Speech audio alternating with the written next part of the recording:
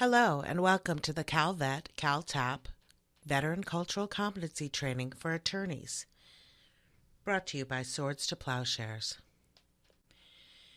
If you have not viewed the general veteran cultural competency training provided on the CalTAP website, we strongly encourage you to do so now, as it provides a foundation for the following material. Being aware of prior military service can inform how attorneys interact with their clients, understand their history, marshal evidence on their behalf, and shape legal strategies for them. So first, a disclaimer. This is not substantive legal education. Instead, it's a primer, it's a broad overview of cultural issues and also some different state and local programs and how the law can be a little bit different for veterans and their families. There are a number of excellent CE accredited legal trainings for substantive representation of veterans, and you'll find them on the website and referred to throughout this training. So the state of California is home to more veterans than any other state in the nation. And the legislature recently directed the state bar to administer a program to coordinate pro bono civil legal assistance to veterans and their families who otherwise cannot afford legal services. They've been conducting outreach and assessing what sort of legal assistance is out there. And you can find more information on the State Bar website on their Veterans page about their findings and what opportunities are out there. In the state of California, we have Military Form 100. Veterans can complete this form, share it with judges and attorneys to alert them of their veteran status.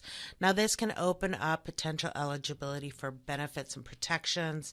It can also have serious impact on their legal situation. So consideration for alternative sentencing, diversion, and additional time in family law cases.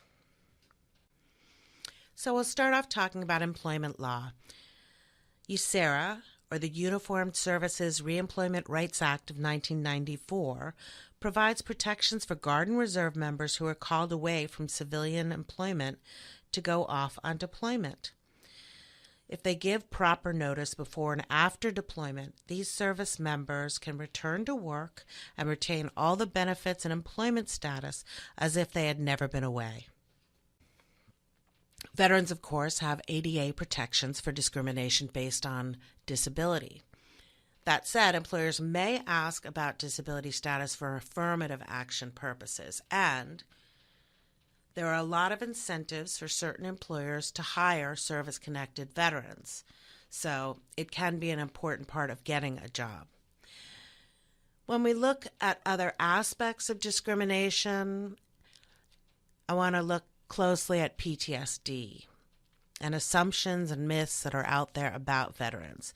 So remember, of course, discrimination can be based on real or perceived disability.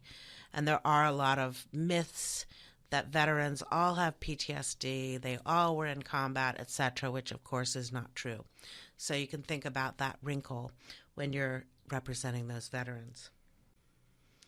The Vietnam-era Veterans Readjustment Assistance Act of 1974 provides some protections for service-connected veterans. It makes it illegal for companies to discriminate against protected veterans.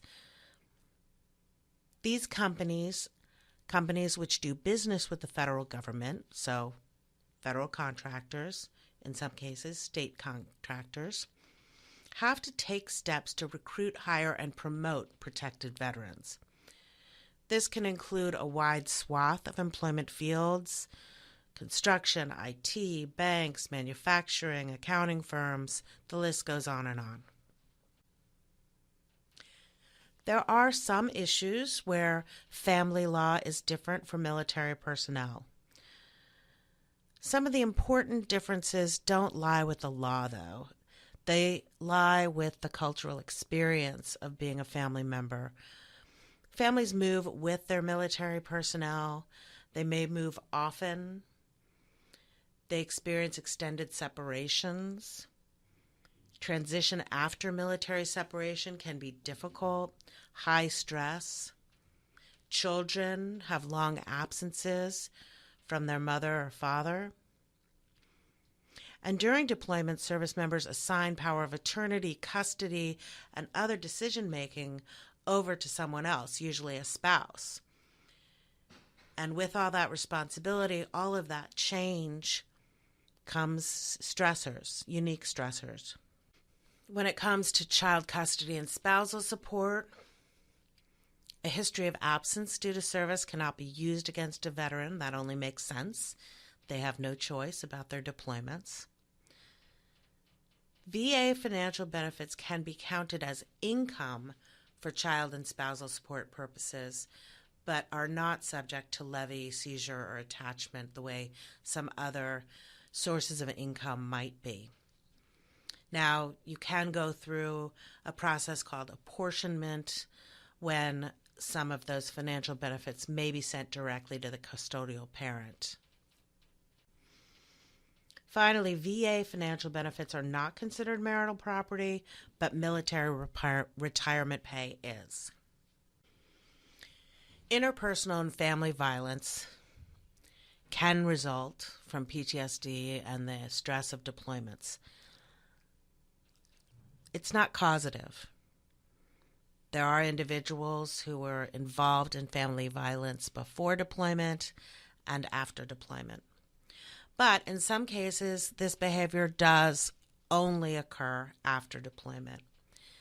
In these instances, it may be sensible to look at the experience of the veteran and their family and look to a course of treatment rather than incarceration.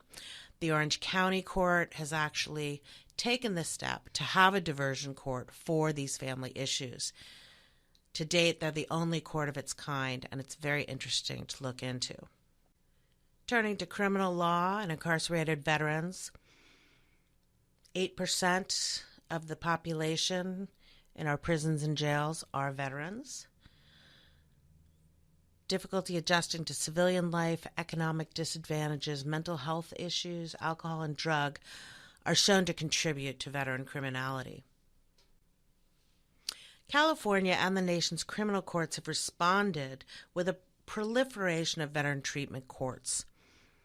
These vary greatly from jurisdiction to jurisdiction concerning the types of offenses they'll accept and the processes for diversion and treatment. But when we look again that so much of the criminality can be associated with difficulty with transition, drinking, homelessness, poverty, if we can look to the underlying issues, these veteran treatment courts are very, very effective. California has also adopted a criminal code section for pretrial diversion and post-conviction consideration of a veteran's experience where the individual has mental and behavioral health issues such as substance abuse, PTSD, and TBI stemming from service, and their crimes were committed as a result of that service-connected condition. Of course, this is a criminal code statute, so it's not reliant on the availability of a veterans court. The VA has also established programs to address veterans with criminal justice involvement. Veteran Justice Outreach Workers, commonly called VJOs, conduct outreach to incarcerated veterans and veteran defendants, connecting them to community-based providers and VA services. They also work closely with the court to monitor the progress and success of veterans who are going through treatment in lieu of incarceration.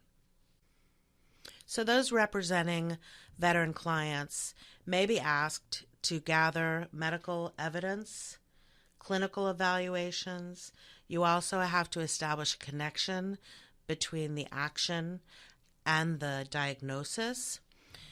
You will have to work with the court to arrange for a treatment plan, update that treatment plan as needed, and to make sure that the client successfully participates in that treatment. There are several counties in California that have established veteran pods or veteran dorms within their jails. These include restorative justice models access to VJOs, the veteran justice outreach workers who are going to help reconnect people with services once they are released from prison. They have been shown to reduce recidivism, and we'd encourage other counties to establish such pods. All right, so there are lots of veterans out there who need representation.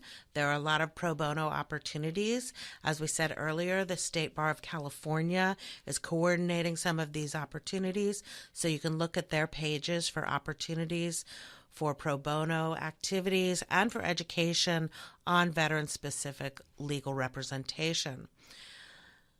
If you want to help with VA claims, there are a couple of different steps that you have to take. You have to be accredited by the VA, and you have to meet minimum CLE requirements. This is very simple to obtain. First of all, be sure to file for the VA accreditation before doing the CLE. You have to complete the CLE within 12 months of applying for that accreditation. But good thing is there is free and very good legal education out there. The Practicing Law Institute has excellent training, and this will satisfy those requirements, and it is free. Another very important issue, you may not be compensated for claims assistance at the initial stages. You can only do this as a pro bono attorney. So we hope that you do want to help veterans with their VA claims. It can help veterans immensely. It opens up a world of healthcare and financial benefits for them. It can mean the difference between a dignified life and living on the streets, especially for poorer veterans. So, what is service connection? It is any injury or illness that occurred or was exacerbated during active duty service. It doesn't have to be related to the duties of service or combat. It doesn't have to have happened during, quote, work hours. It's anything that happens during that entire span of time that the veteran was in service. So that can include things like manifestation of schizophrenia. Often that develops in the early 20s. That happens to be when young people are in the service. It can be cancer. And of course, it can be things that are very associated with military service like PTSD or physical injury. Also, secondary conditions which occur because of that initial service connection can also be service connected. This can increase the disability rating, which can increase the amount of money, financial assistance that veteran will get. It can also increase and open up access to things like aid and attendance or caregiver benefits. So an example of that would be your client has PTSD. 20 years later, they develop heart disease. There's a connection there. You can establish that, and you can increase their disability rating. Now we'll turn to consumer protections. The Soldier and Sailors Relief Act provides protections for people who are on active duty and they are deployed and they don't have control over their finances or some of their contracts at home. Now, many veterans are also members of the National Guard or the Reserve, so it can apply to them when they are called to active duty.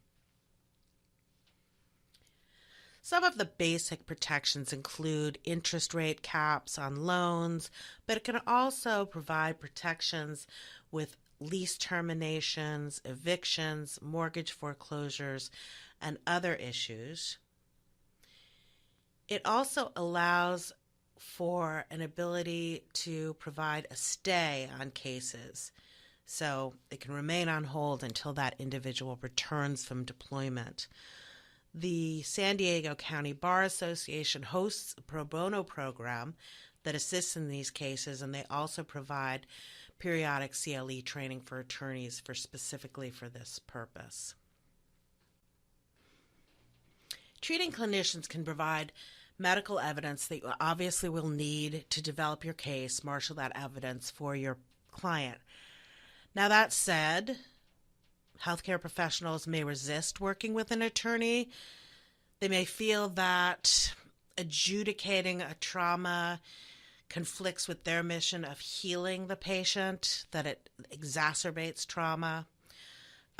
So you can overcome these issues by discussing the long-term benefit to the client, the access to care, the benefits, the financial stability, housing stability, how this is going to help the client in the long term, and ultimately also help with their mental health and their physical health. Also, demonstrate your understanding of trauma-informed representation so they know that you understand how to engage in active listening and how to acknowledge the trauma of the client while representing them. All right, so what is trauma-informed representation? Well, trauma-informed care is a framework grounded in understanding of and responsiveness to the impact of trauma. It gives opportunities for survivors to regain and rebuild a sense of control that was lost due to a traumatic event. Now, this is particularly important for veterans. Think about that identity of the military training, of being capable, of being in control. And what is trauma? The complete loss of control, the loss of your identity.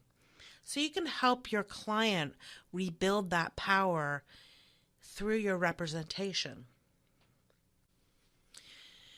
Interviewing clients who have experienced trauma can be difficult, not just because you're talking about traumatic, painful events, but also because memory is a funny thing.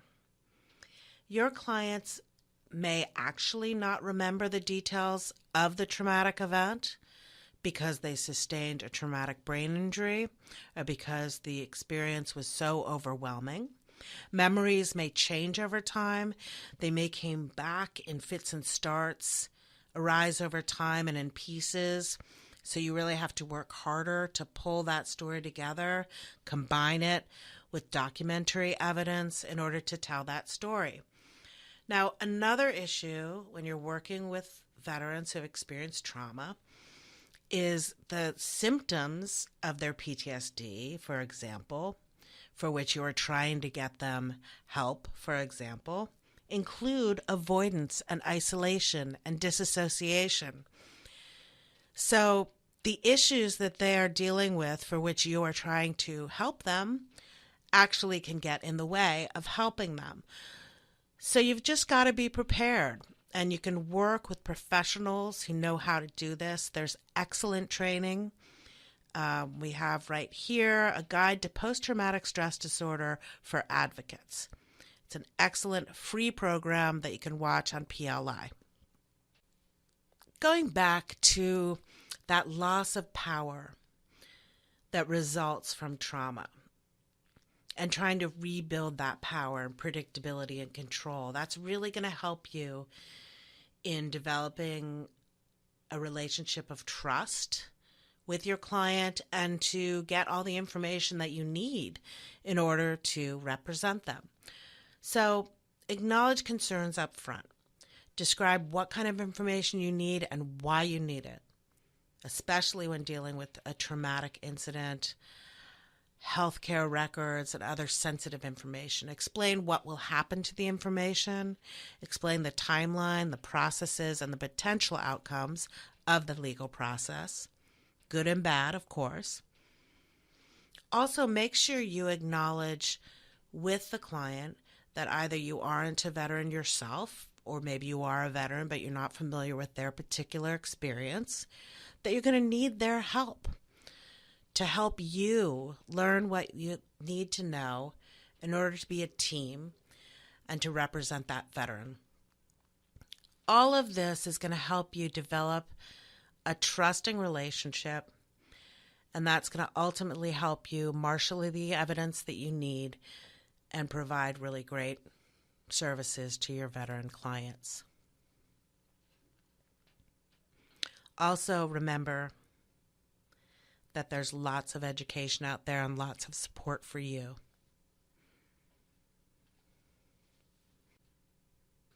Representing veterans is incredibly gratifying, and we really hope that you'll include that in your practice Be sure to visit the CalVet website for more information about referrals, about specific medical conditions, about VA practices and procedures, opportunities for more education, and more. Thank you.